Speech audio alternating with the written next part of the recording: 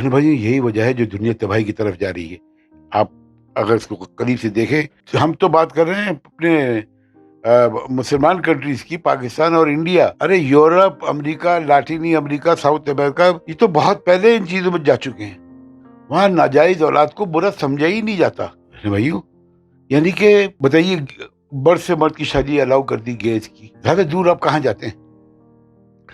آج سے 250-300 سال پہلے اور اس سے پہلے پتہ چل جائے کہ یہ گے ہے، ہم جنس ہے، تو اس کو بے انتہا سزائیں، پورے گاؤں میں منہ کالا، اور اس کے بعد بھی موت کی سزا.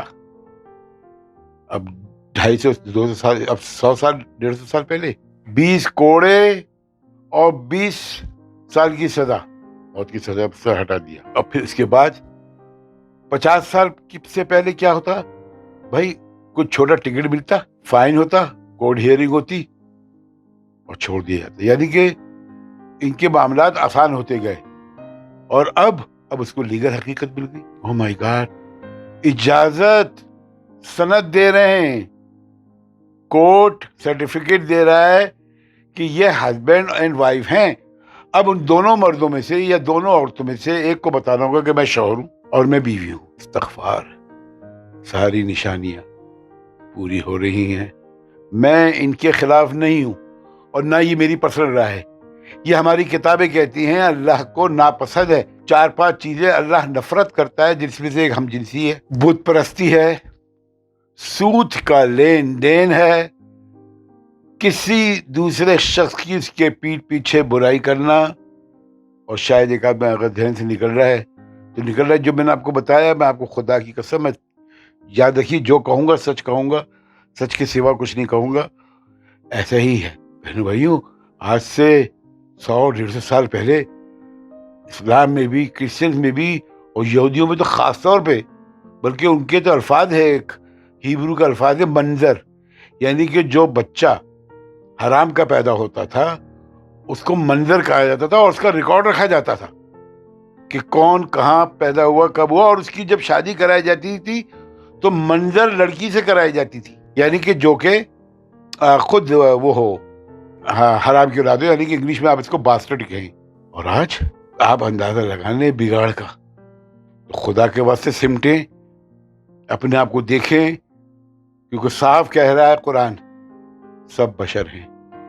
جب سے دنیا بنی آدم علیہ السلام سے اور آج تک ہماری کتابیں بتاتی ہیں صرف 4 لوگ ایسے ہیں جو آئے اور ان کا بھی درجہ پیغمبروں جیسا تھا، اور انہوں نے اپنی پوری زندگی میں کوئی عیب نہیں کیا. او مائی گاڈ، ماشاء اللہ. ایک کا تو مجھے یاد ہے، حضرت موسیٰ کے والد. تو بہنوں بھائیوں، ہماری زندگی میں کوئی تعلیم نہیں ہے.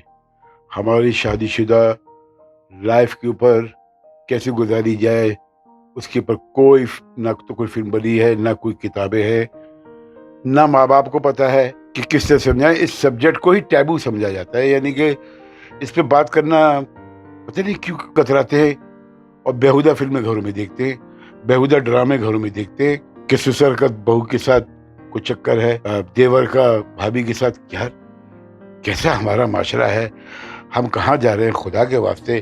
آپ غور سے دیکھیے، کوئی ٹی وی پہ پروگرام نہیں آتا جس سے آپ کچھ سیکھ سکیں.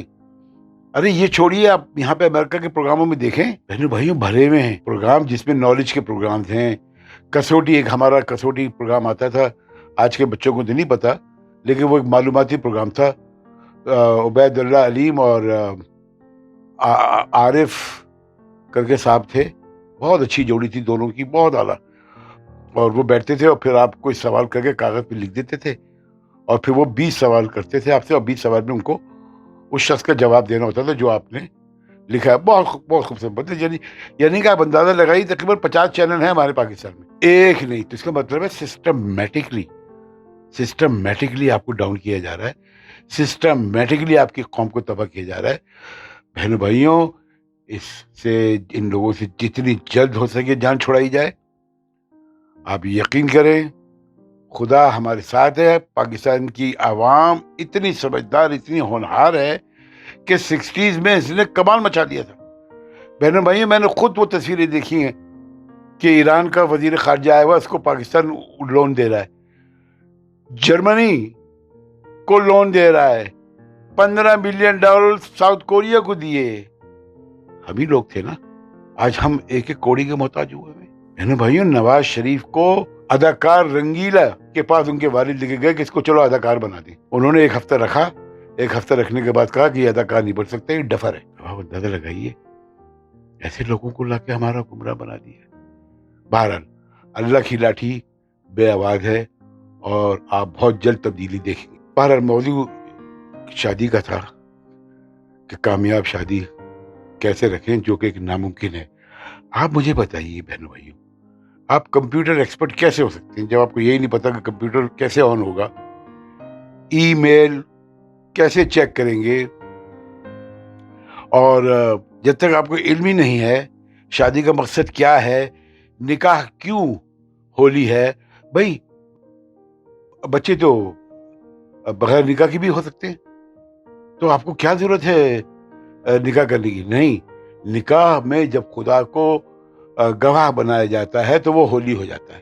بہنوں بھائیوں, پروگرام کو کنٹینیو رکھتے ہیں.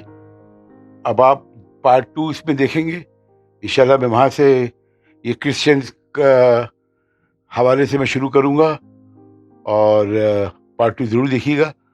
اور میری کوئی بات بری لگی ہو تو پلیز معاف کر دیجیے گا. جیسے پہلے میں نے کہا کہ سبسکرائب اور شیئر ضرور کر لیجیے, لائک ضرور کر لیجیے اور شیئر کیجیے, کیونکہ ان نیک کام میں آپ بھی کار خیر میں شامل ہو جائیں گے. بہت شکریہ. So long.